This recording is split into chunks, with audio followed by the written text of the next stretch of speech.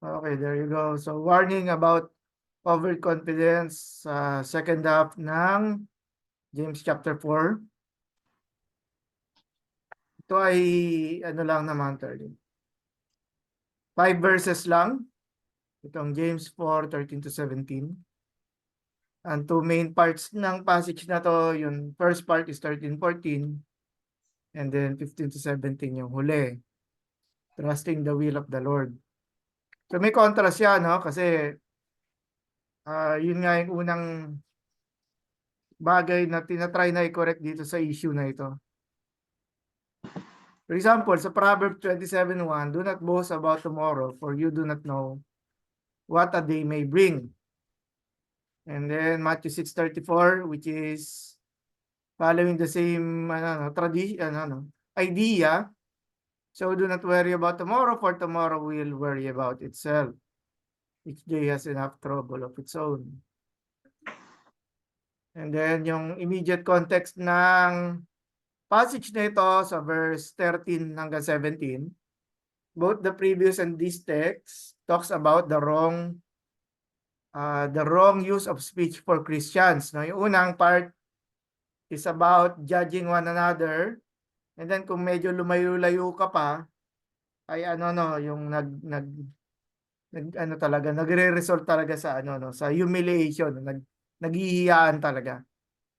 And now this passage is about overconfident declarations about the days to come and their ignorance, no? Kung kabila naman is para namang silang walang pakialam sa yung kalooban ng Diyos. So, mapansin natin itong verse 13, hindi siya gumamit ng brother or sister na as a way of calling itong people na ito, no? Rather ito sa verse sa ESV, come now you who say, no? Kayo na nagsasabi ng ganito, yon. Look here, you say. At for Peter Davids, mas niya, no? Mas pinalit niya yung scope, no, ng mga kausap dito. For him, it refers to the merchants. The merchants are not named, but he sees them as within the community rather than as outsiders. So, come now who you say. So, may mga nagsabi sa loob, pero ayaw na lang pangalanan ni James dito sa pagkakataong ito. Merchants or trade during the ancient times, no?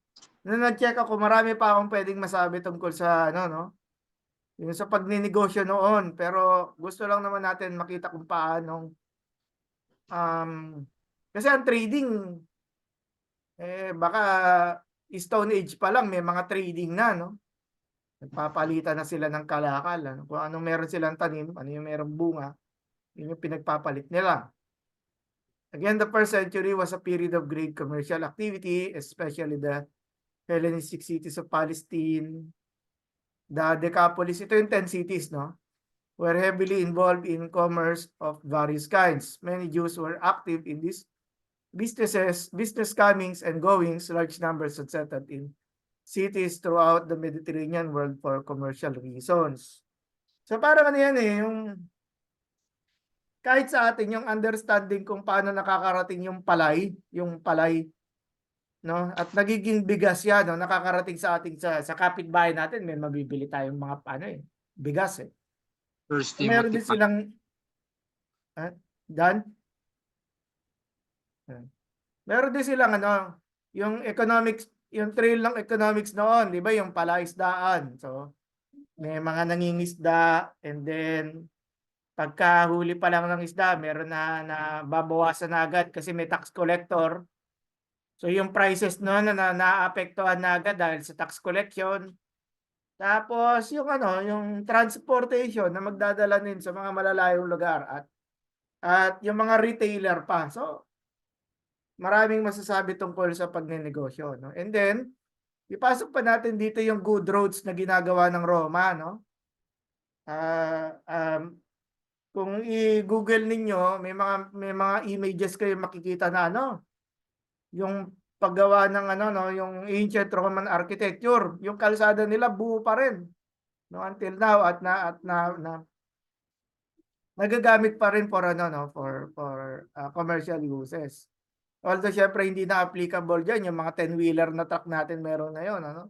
What I'm just trying to say is pinaganda ng ano, no, during the Pax Romana or the Peace of Rome. Kaya naging extensive, no, yung travel. The distance between cities may be greater, the means of transportation quicker. Ganon din sa ano no, sa propagation ng gospel ni Apostle Pablo kung paano siya madaling nakaka-travel sa mga malalayong lugar. Pero balikan natin yung merchandise, no. Typical plants na makita natin. These merchants are making typical plans, kagaya niyan. Kailan sila aalis, di ba? Tapos saan silang mga lungsod dadaan o pupunta, o doon silang mga lugar na ito magtitinda. At meron pa sila usually mga concept kung saan ba talaga mas bumabenta yung produkto natin, ganyan. And then determining the length of stay, gaano ba sila katagal doon. At itong mga Hudyo, kino-consider pa nila yung mga feasts, no? Na kailangan makabalik sila sa feast, nagawa na nila ang kanilang business enterprise. And of course, yung projecting the profit from the venture. Ano yung kanilang ini-expect na kitain, no? Meron pa diyan yung mga unexpected, mga bandido, o kaya naman yung sinasakyan nilang barko lumubog, di ba, no? Sayang yung kalakal. No? Maraming mga mga variables na nakapaloob dito. So, when planning, there's nothing unusual about the situation for merchants, no? This daily, yung nakita natin yung mga planning na yon, no? Very regular yon, no? Stereotype. What bothers James is simply the presumption that one could so determine his future, and the fact that these plans move on in which the chief value is financial profit, no? Ngayon yung mga bagay na pinagmamalaki nito mga uring tao na to, na nagninegosyo at the same time no, mga Kristiyano. So there's a universal idiom. No, don't count your chickens before they hatch, di ba? Huwag mo nang bilangin yung manok, hindi pa napipisa itlog, no? Meaning you should not make plans that depend on something good happening before you know that it has actually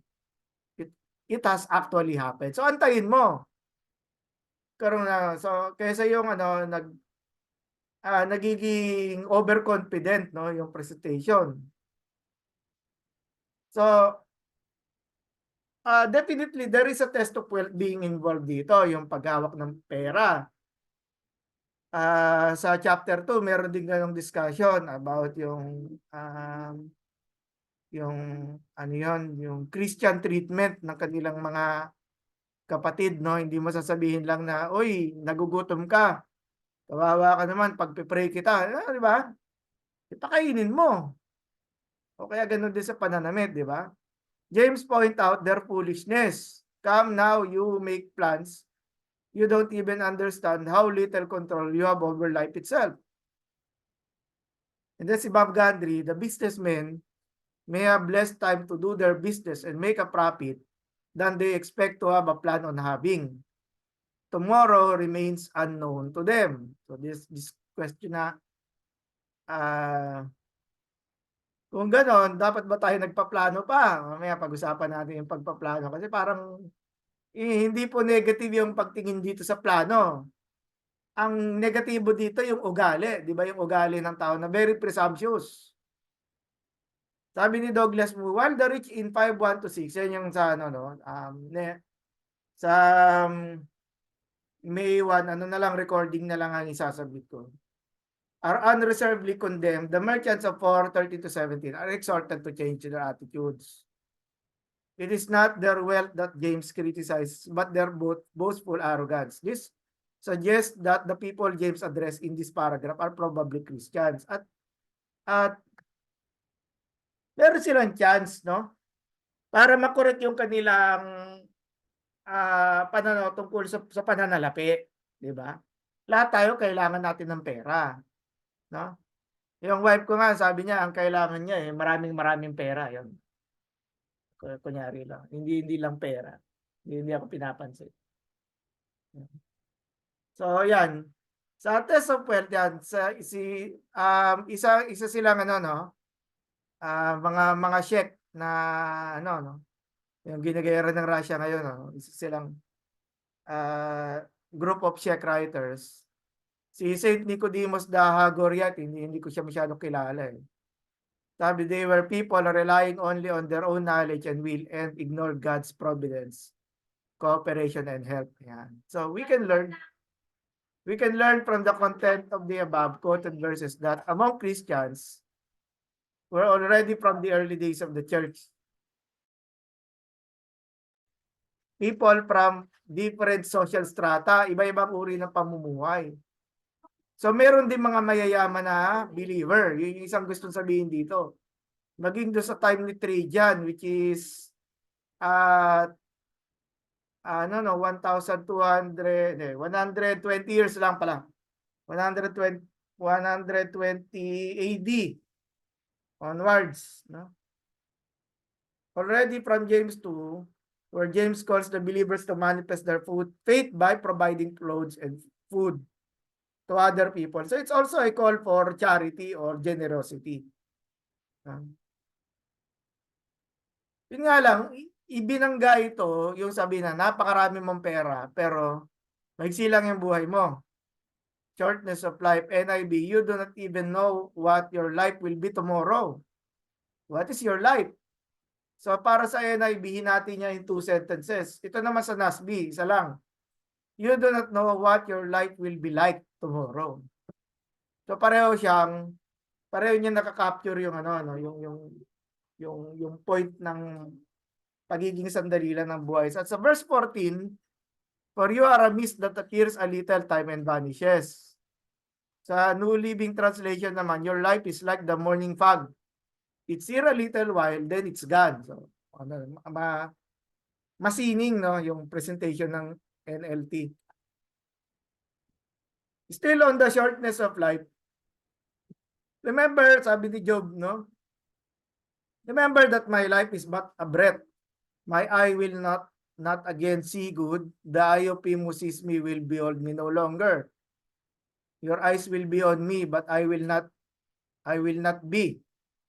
When the cloud vanishes, it is gone. So he who goes down to Sheol does not come up. Now on Psalm 39, 5-6. Behold, you have made my days as handbreadth. No? Yung ano, yung sukat lang ng kamay daw. Yung, sa atin, ano, dangkal. No? Ganun daw lang yung sukat nito. No? And my lifetime as nothing in your sight. Surely every man at his best is a mere breath. And then may pause siya, yung Selah. So, nagano siya, nagkaroon siya ng malalim na reflection tungkol sa buhay niya. And then, surely every man walks about as a phantom. Surely they make an uproar for nothing. He amasses riches and does not know who will gather them. So, naipasok dito, no? Yung Psalm 39, no? Yung dalawang issue, no? Yung pagiging maigsi lang ng buhay. Pero at the same time, na yung ano, yung pag-gather ng kayamanan na hindi rin mapapakinabangan no after ano no we leave this earth. Ano pa rin no, yung tradition ni Jesus, Douglas mo, particularly close to James' teaching are so often some words of Jesus. In Luke 12:15, he warns the crowds about covetousness and reminds them that life does not consist in an abundance of possessions. At ginamit niya dito yung ano yung parable of the rich fool, no?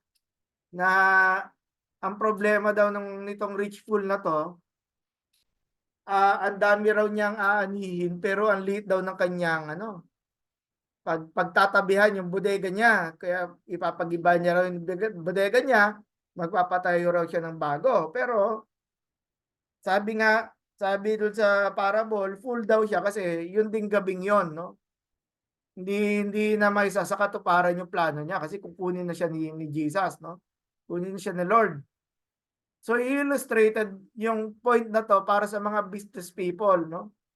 Yung sa pag-acquire ng kayamanan is merong merong godly means, no? Merong sabihin natin, merong honorable way of using these goods, no? At ang tinutukoy nga dito is yung generosity para sa yung siyempre identify mo yung mga nangangailangan doon sa loob and then yung pagtulong. Bigla ko na naman tuloy naalala si ano no, yung kay Barnabas, no? Na ang pangalan niya rin ni Jose, di ba? Nag-ano siya, donate siya ng lupa para ipantulong doon sa mga kapatid. However, no? Ang masamang karugtong dong storya kay Ananias siya kay Sapphira, no? Pasok pa rin siya doon sa ano yung sa pananalangin ng wrong motive, no? Kasi doon sa ano na yon, eh, gusto nilang ipakita na spiritual sila by saying nag-donate ng ano, pero nagnakaw naman. So, pinatay sila ng ano, no, ng Holy Spirit, no? Sabi, bakit kayo nagsisinungaling sa ano, Espiritu ng Diyos? So, hindi naman ganun ka-extreme, no? Yung istorya makita dito, pero ano nga, binibigyan ng chance, no? So, hindi ito outward rejection na dahil mayaman ka, masama ka. No? Dito ay isang invitation na gamitin mo yung yung kayamanan mo para pagpalain ka ng Lord. And then, tulungan mo yung ibang mga tao. Binibigyan ito ng contrast. Yung una, yung sinasabing overconfidence, no? Overconfidence ng yung overconfident declaration. Na sinasabi, kaya natin yan, plano tayo ng plano, ganito, ganito, and then later on, na-neglect or na-ignore yung yung paghingi doon sa kalooban ng Diyos. Ito Plato's dialogue na tungkol doon sa usapan ni Socrates at saka nito ni Alcibiades, no? Sabi ni Socrates. And do you know how to escape out of your present state? Sabi ni Alcibiades, no? Yes, I do. So may element of confidence siya. How? Sabi ni Alcibiades, by your help, Socrates. So, parang bang kaya ka lang ba matapang dahil nandito ako. Sabi ni Socrates tuloy, that is not well said. Di hingi siya na, paano ba dapat sabihin? Sabi ni Socrates, by the help of God, sabi ni Alcibiades. Sige, tama po kayo. Dito sa na to, no, yung si Socrates yung mentor ni Plato, di ba? Si Socrates. Kaya si Socrates wala siyang sinulat ng sarili niya. Pero si Plato yung mga nag-gather ng ng philosophical thoughts niya, no. So recognizing God's will, very strong yun sa Lord's Prayer, no, Your kingdom come, your will be done on earth as it is in heaven. Na ang liwanag doon na doon pa lamang sa pasimula ng panalangin, no, hinihingi na agad doon yung will of God. Sabi ni Douglas Moo, instead of self-confident, this world-oriented attitude expressed in verse 13, the business people should qualify all of their plans and hopes with reference to the will of the Lord. So very positive. Hindi niya kinikritik na huwag kayo magnegosyo. Hindi ganon. Kung hindi, meron lang i-correct dun sa inyong iniisip siguro noon na ang pagnenegosyo ay para lang sa pera, no? The formula, if God's will or if the God's will is widespread in pre-Christian Greek philosophy and religion. Back with Peter Davids, what ought to be said would recognize that God has full control over all of life. Yung declaration ng if the Lord wills, no? Na yung sovereignty ng Diyos in every aspect ng ating buhay. Kahit ba negosyo siya, paghanap ng lifetime partner, pagtatayo ng simbahan, pag-handle ng ministry, di ba? O kaya yung ang isang maganda noon, yung bibili ka ng bibili kayo ng church and lot para sa church, ganda na, di ba? Hanapin yung lugar talaga. Siyempre may budget na involved doon eh. Tapos yung panalangin natin na yung lugar accessible sa maraming tao. So hingin talaga natin sa Diyos yung mga ganung bagay. So we will live and do this or that assumes planning is proper. But his attitude conditions plans by the will of God, recognizing both human finiteness and divine sovereignty. Pag sinabing finiteness, yung reality na marami talaga tayong hindi makikita. Yun yun lang. Yung issue ng yung issue nitong sobrang init sa ating panahon ngayon, di ba? Marami magse-set ng plano ng March and April pero masosorpresa ka kung paano magfi-fit yung plano na yun sa ganito kainit, di ba? So, kaya dito sa yung wife ko kasi public school teacher do. Yung mga school dito sa Tansa homeschool ngayon. So makita natin, di ba? Yung pagpaplano marami talagang variable na Hindi sa atin ba kulang sa atin, hindi natin makita 'yon. So ito maganda. Not necessarily we will be centering lamang doon sa will of God, no? Kasi yung pagpaplano hindi naman ito inaalis, no? It is not given a negative light dito sa discussion, no? Rather, sabi dito nila Stefan Prosinski and company, James does not affirm that man cannot decide on anything. Na bahala na ang Diyos, huwag na tayong gumawa, no? Hindi ganoon. He does not deny human freedom. He only reminds us of the fact that man should decide in cooperation with God's grace and in agreement with God's will. Ito tong si Oiko Menyo, no? Cited nila Stefan. Sinabi niya, does not deny the free will. Si James daw. James does not deny the free will. He just points to the fact that not everything is its power. Tayo raw, hindi raw lahat controlled natin. Kaya nga, babalikan mo ng konti, yung humility pa rin yung doon, yung isang binibigyan pa rin ng diin. And then, free will needs grace from above.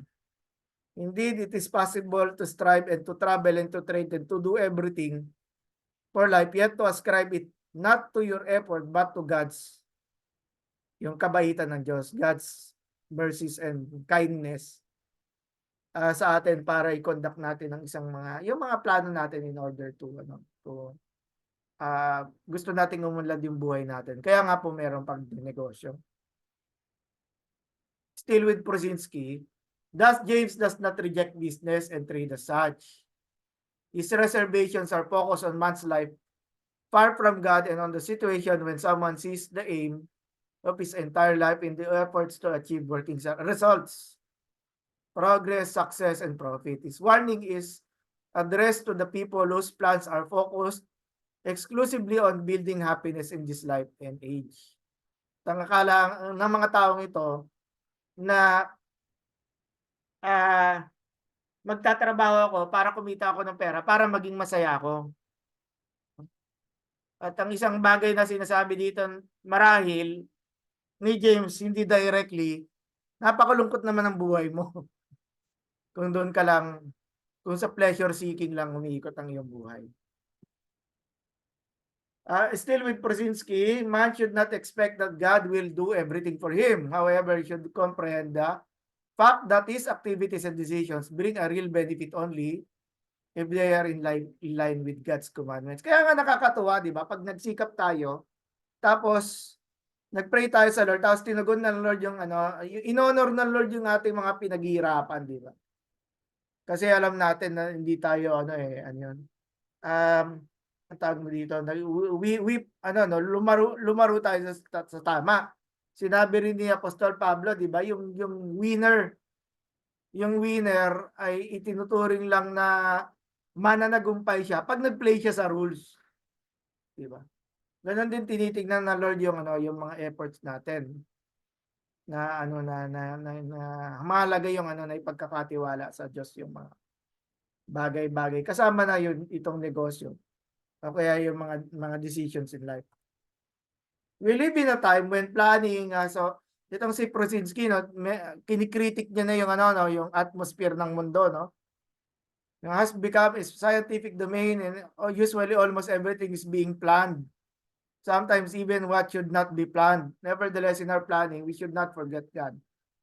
the other people and our soul. I-consider pa rin daw natin yung iba. Yung ano no, yung pakikipagkapwa, pagpapahalaga sa pangangailangan ng iba, no? Our planning can be useful, good, and blessed only if as a consequence of it, other people do not have to suffer. If it does not deprive us of our spiritual life and salvation, and it does not imply the disregard of God and blasphemy. We should live and plan in such a way that for our selfish planning of an easy or wealthy future should not have to pay with their lives the unborn or non-conceived children. So pati yung future generations. So papunta doon sa ending, no? All such boasting is evil. That is to include yung yung overconfident declarations, no? This attitude which plans and acts as if God did not exist and instead of God controlled life is evil, no? Kasama yon sa kino-consider na evil. Pag hindi natin kino-consider ang God sa mga aspects ng buhay natin. This whole category of confident, not to say arrogant, planning is evil, declares James. No part of life is outside the rule of God. Everything.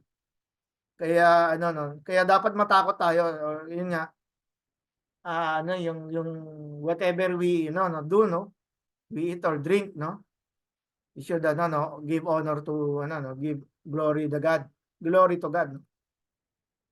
And then knowing the right thing to do, kasi nagtapos yung verse 17 yung taong nakakaalam ng tama pero hindi yun yung ginawa niya, no?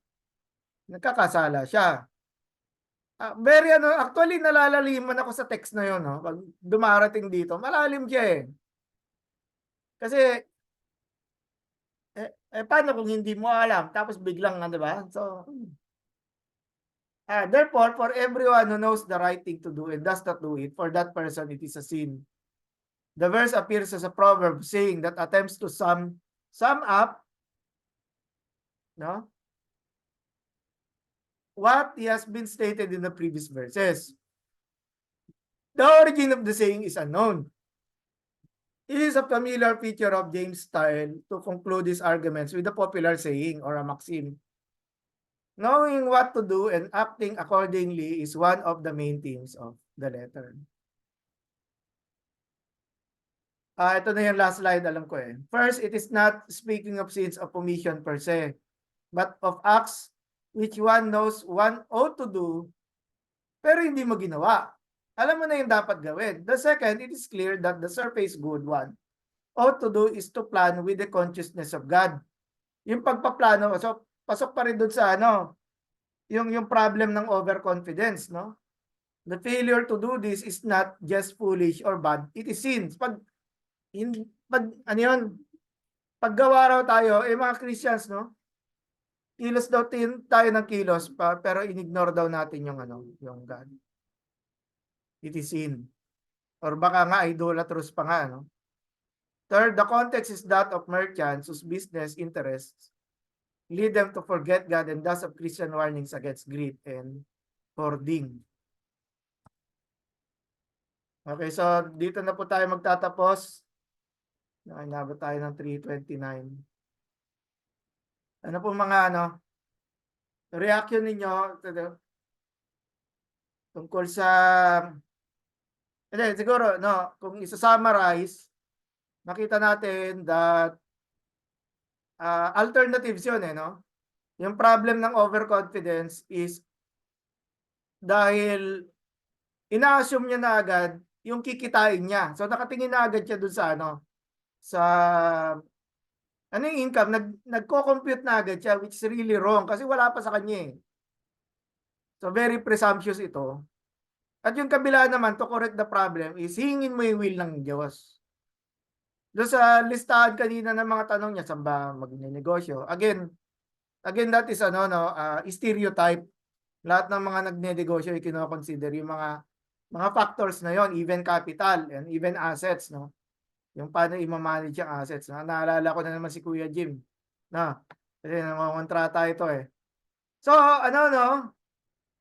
yung question na yon, hindi kailangan magplano. Pero ipapasok din yung kalooban ng Diyos. Yung kabilang side naman ang hindi nakakaintindi, na wag na tayo magplano, mag-pray na lang tayo, di ba? Pray na lang tayo, baka ibibigay ng Lord yung ano, no, maghulog siya ng ano, no, papel at saka ballpen galing sa langit, no? Tapos may nakasulat na anong gagawin natin doon. So, hindi ganoon. Hindi against si God sa pagpaplano, no? Ang ayaw niya lang yung hindi natin siya sinasama doon sa planning natin. Siguro that's another way of saying it. Sige po kayo, meron kayong mga mga i-share na mga insight po.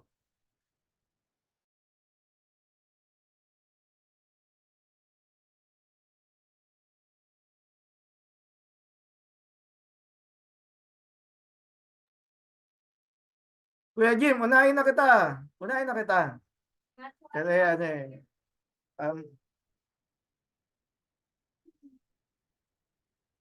hindi, wala na akong pinost na ano.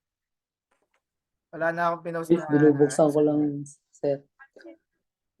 Ako, sir, yung sa planning na sabi ngayon ko, although ako may lahat ng plano namin kasama si Lord. Pero minsan, nung maisip ko pag ako yung nagbabasa, bababasa ko yung mga Japanese.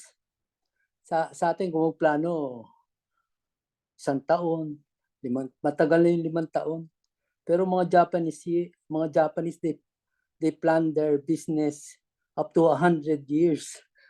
Siguro meron, wala naman silang Diyos na katulad ng Diyos natin na nagpapayo. Pero sa akin, sa experience ko, ako'y 25 years old, hindi pa. Mga estudyante pa, sir, ako ano na ako ng business 19, ganon, 19. Estudyante pa ako, sir 19, yung nasa college pa yun. Tambayan ko, sir palibasa magbibigas kami. Alam nila magbibigas ang tatay at nanay ko Ako nagdadala ng bigas dun sa karihan. Ang tubo ko 10 piso nung araw. Halos lugi pa ako sa pagta-transport doon. Pero hindi naman kasi nakikisabay lang ako nung araw. Pero sa naging minsan gift sir yung yung paggawa ng business. Ako pag minsan may nag-pop up lang sa isip ko, without planning, sir, ginagawa ko yun. Tapos saka ko lang ipagpe-pray, pero nag-pop up na yung business sa utak ko. Pag may nakita akong lugar, sige, tayuan natin yan.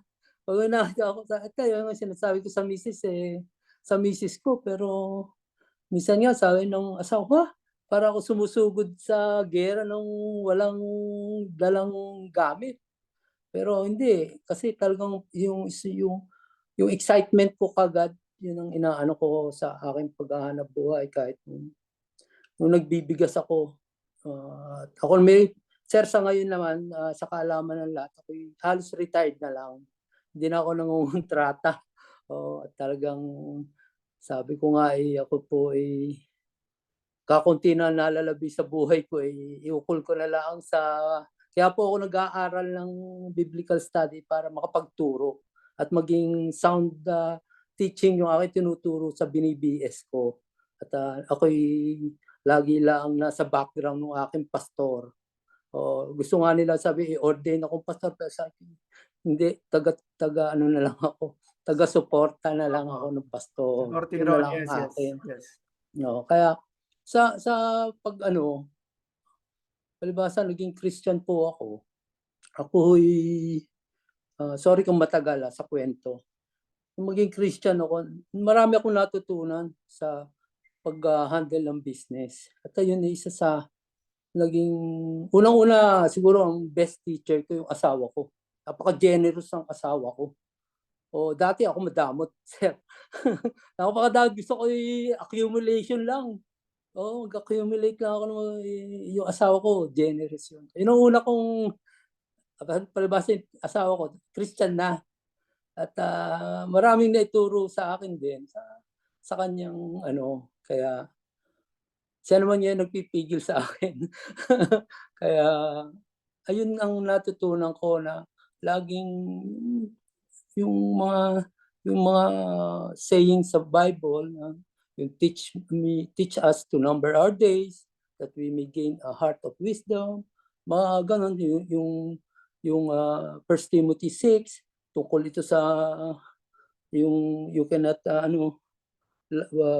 have to master to love money and mana. Pero may verse doon tungkol sa mga kayong mga may kaya. Ang sabi doon sa parang kinakausap din niya ako na i-share ninyo ang inyong mga kasaganahan. At ako naman, ang Diyos nyo, ang magbibigay sa inyo ng mga bagay para kayong mag-enjoy. Ayun ang naging yung comfort ko sa buhay na kahit ka nag-share, may comfort na binibigay si Lord. Hindi ka nanghihinayang sa pagbibigay ninyo. Ayun lang ang masasabi ko sa ito. Talagang ang pera talaga hindi naman masaya, sir, din sa maraming pera. Totoo lang. Hindi ako magsasabi ewan ko si Pastor Saldi negosyante rin yan Kaya talagang alam kong sa naging buhay ko hindi yung pera ang nakakapagpasaya talaga. Talagang sa Panginoon Amen. ang kasiyahan at saka sa kanya mo itinuturo sa iyong puso. Ayun lang, sir. Sige, praise God. Thank you, Kuya Jim. Pastor, ako po, may Yes, Kuya mag-share. Lito. Yes, Kuya Lito. Opo. Opo. Ang church po ay parang business din siya. Sa amin po sa church ay nagsaset po kami ng mga ita-target for namin, halimbawa itong 2024. May mga KPI po kami, Key Performance Indicator. Ano yung dapat na ma-reach out namin? Example, membership. Dapat po siya ay lumalaki, dumadami. Dahil ang church is living organism buhay. Sunday service attendance, dapat dumadami. Dapat kung ilan yung member mo, siguro baka ma-reach out mo na hanggang ng percent. Tithes and offering, finances, parang business, kailangan din natin yan. So yung mga ganun po, nagsaset po kami. So sa isang buong taon, naglalatag kami ng aming pong plano. Pero pinagpe-pray po namin yan, Lord, samahan mo kami for this. And we have the habit of MOR, Monthly Operation Review. Kung bawat month ay natatrack namin yung aming mga tinatarget, halimbawa, ang attendance or ang membership, dapat madagdagan kami ng pagpalagay na nating mga 20. I-divide namin yun sa 12, dapat ilang buwan, dapat ito yung maging member namin. So tinatrack po namin yun monthly. Titignan namin kung we are on the right target by the help of God para ma-reach out namin yung aming pinlano or tinarget sa tulong ng Panginoon. Lagi po namin pinag-aaralan po yun. Tapos pagdating ng end of the year, ano na ang narating natin. O kaya, kapag medyo yung aming inilagay ng mga activities para ma-hit yung mga target na yon ay medyo hindi nagja-jive, baka po pwede tayong mag-plano or maggawa pa uli ng panibago para ma-hit lang yon. Pero ang importante po doon, binabantayan natin kung yung mga isinet natin na target sa tulong ng Panginoon ay nahihit po natin. Ilang po, Pastor, ang aking may-share. Yes, thank you. Thank you, Pastor Lito. Yung church management and administration yung Yes po. pasok dito ni Pastor Lito na very helpful po, very helpful. Thank you. Considering na yung principles, business principles. Yung paano natin, yung sinabi niya, yung key performance indicators ay in relation dun sa sa ano no, church growth at saka ano nga yung management. Thank you Pastor Lito. So ano ah?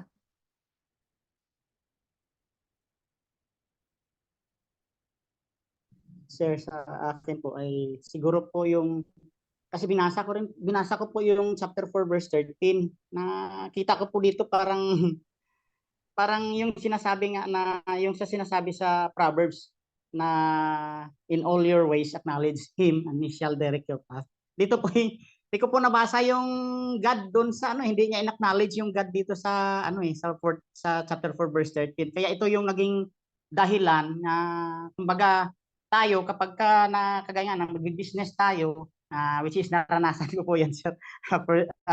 Unang business ko po ay talagang failure na talagang pag hindi natin in-acknowledge yung God, hindi natin isinama si God doon sa plans natin, talagang darating yung punto na ma-disappoint po tayo. At naranasan ko po yan sa buhay ko. Talagang yun po yung tinuturo sa atin ni James dito na mag-business man tayo, ano man ang gagawin natin.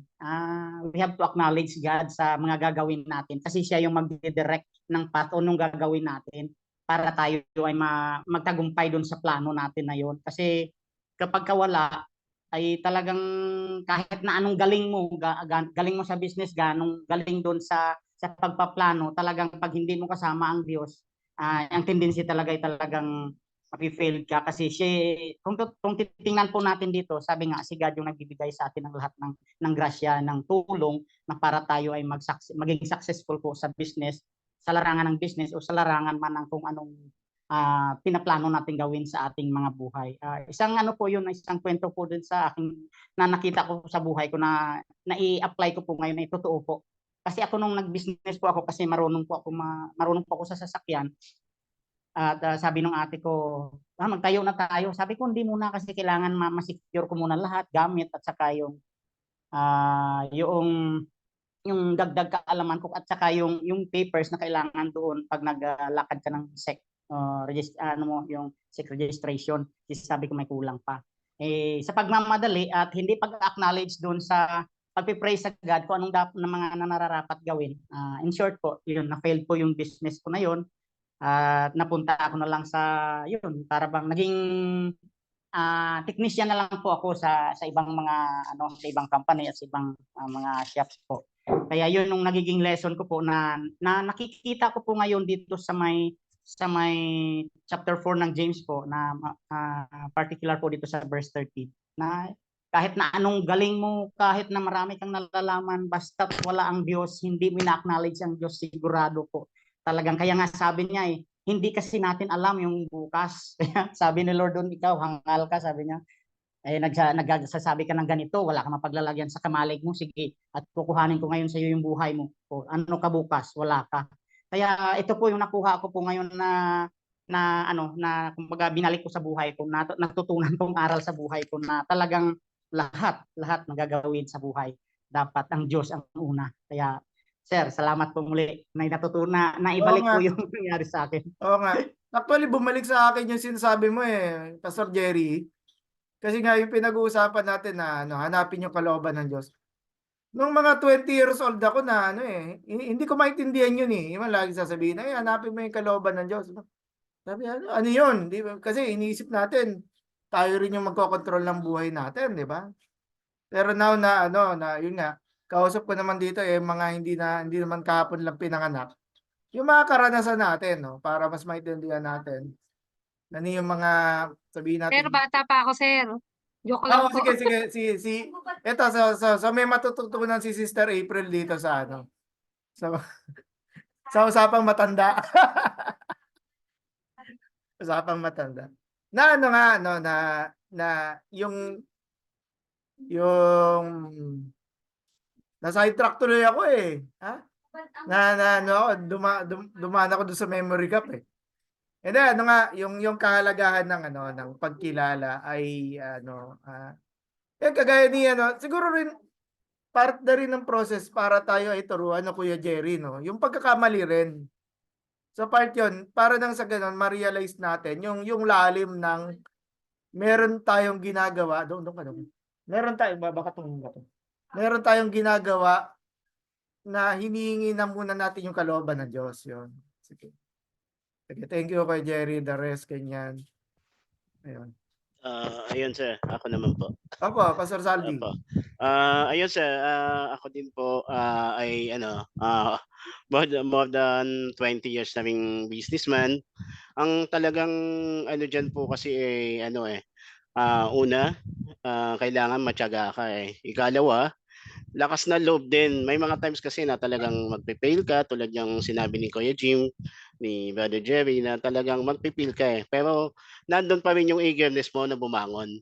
Hindi yung business ka ngayon, nag-fail ka, talagang susuko ka na. Hindi yun eh. Naranasan ko din yun na humina yung business. Ayun, tapos meron pa yung mga distraction na sasabihin sa'yo ng mga kamag-anak mo o di kaya yung mismo pamilya mo na sugod ka ng sugod yan pero ayun ngayon dahil sa tiyaga at saka yung lakas ng loob din siguro, strong determination at syempre tiwala sa Diyos, ayun nag-grow din yung business at syempre habang nag-grow yung business mo kailangan din yung faithfulness mo sa ating Panginoon is nandun. Once na kumikita ka, talagang dinadagdagan mo din yung faithfulness mo sa ating Panginoon. Kung 10% lang yung binibigay niya, wag lang yung 10%. Total, pinagpapala ka naman. Kahit na talagang ibinibigay mo sa ating Panginoon yung nararapat. Saka tumutulong din po tayo sa iba. Ikalawa din, syempre, wag mag-expect ng sobra-sobra. Hindi yung ine-expect po natin na itong year na to, kailangan meron na akong 5 million na kinita, gano'n. Wag po natin mag-expect dahil sabi nga po dito sa James na pinag-aaralan po natin, talagang dapat ang sinasabi natin ay yung kung lulubin ng ating Panginoon, hindi yung kailangan ganito ako, magtatayo ako ng ganito, kailangan mayroon na akong sasakyan, kailangan mayroon na akong sariling bahay, gano'n. Kung lulubin, sasabihin po natin sa sarili natin, kung lulubin ng ating Panginoon na magkaroon ako ng sasakyan, ay pagpapalaan niya yung business ko. Siyempre, yun talaga, ang hindi na talaga natin kinakalimutan, yung salita din ng ating Panginoon bilang isang church leaders at ay talagang makita sa buhay natin yung faithfulness sa ating Panginoon, hindi lamang sa pamamagitan ng pagbibigay, kundi yung nakikita sa buhay natin talaga yun na tayo ay faithful din. Ayun, yan lang po sir, yung aking may babagi. Yes, thank you, Pastor Saldi. Yung yung result ng na-touch lang ni Pastor Saldi yung pagbibigay, no? Sige na, niya, ito yung number ko sa GCash, send nyo na sa akin, Ito, ang ibig namin sabihin dito. Napatawa naman ako, Ang Pastor. ibig sabihin natin dito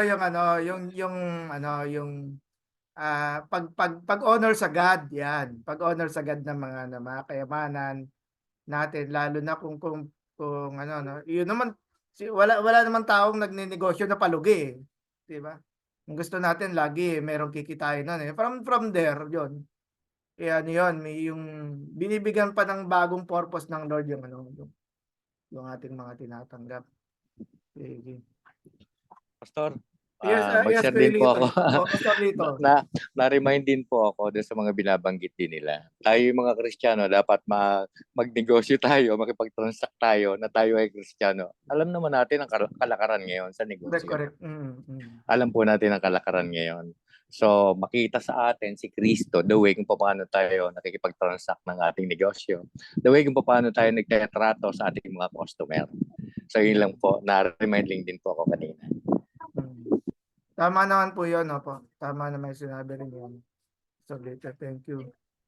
Siguro po sa akin naman ang masashare ko po, sir, before po ako mag-enroll ng masteral, kumbaga ang tagal ko nang nagtuturo sa church school. Tapos, pinagpipray ko sa Lord. Sabi ko, Lord, may desire ako mag-aral. Kaya lang hindi ko alam kung paano. Kasi sobra po ako nabe-burden din yung parang gusto ko pong itry na stop yung school. Kasi po ako yung nag-handle doon. And then yung mga parents ng mga estudyante ko po, yung mga previous students ko.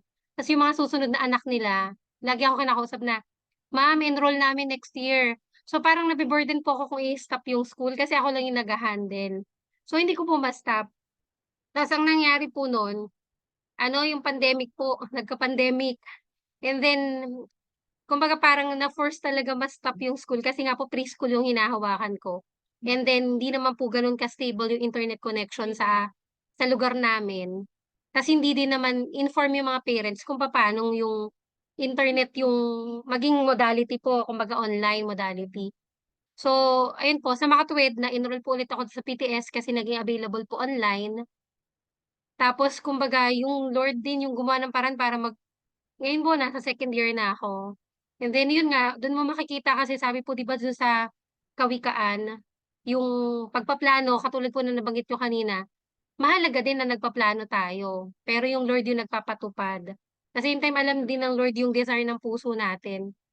At yung sabi nga po din dito sa free will needs grace from above, yung recognition din na wala ka rin naman talagang ma-accomplish apart from yung sa biyaya ng Diyos at pag-sustain ng Diyos. Katulad po sa pag-aaral ko, although marami pong, circumstances na napakahirap, katulad po yung financial, nandiyan din yung struggle na yun, pero yung Lord po yung nagsu-sustain at siya po ay tapat talaga na kumbaga siya yung magpapatupad po kung ano yung layunin niya at alam niya po yung desire ng puso ko din. Ang nakakatuwa nga po nung dapat mag-shift ako nung last year ng MASE, kasi ina-advice po ako ni Ma'am Ruth na mag-MASE. Tapos, na-remind po ako nung tinanong niya kami kung ano yung reason kung bakit kami nag-enroll.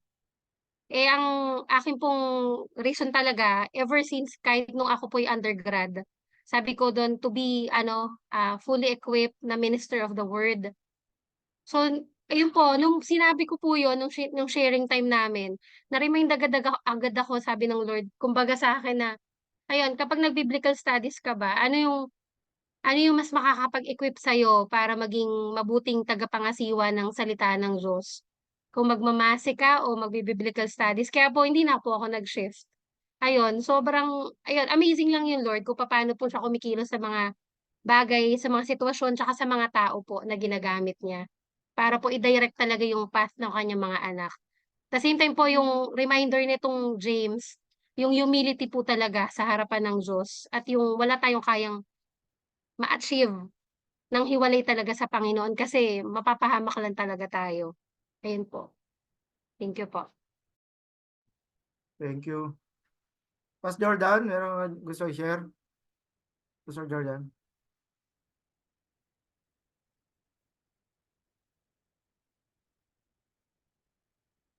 Okay na raw yun. Sige. So thank you.